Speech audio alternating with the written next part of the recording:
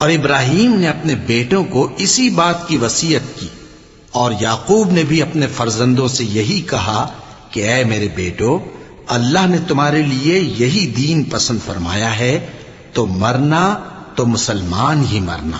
جس وقت یعقوب وفات پانے لگے تو کیا تم اس وقت موجود تھے جب انہوں نے اپنے بیٹوں سے پوچھا کہ میرے بعد تم کس کی عبادت کرو گے؟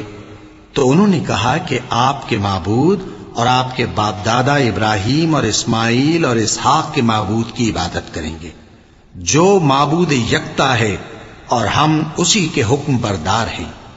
یہ جماعت گزر چکی، ان کو ان کے اعمال کا بدلہ ملے گا اور تم کو تمہارے اعمال کا، اور جو عمل وہ کرتے تھے ان کی پرسش تم سے نہیں ہوگی۔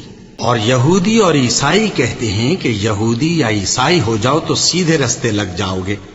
اے پیغمبر، ان سے کہہ دو نہیں، بلکہ ہم دین ابراہیم اختیار کیے ہوئے ہیں، جو ایک اللہ کے ہو رہے تھے اور مشرکوں میں سے نہ تھے۔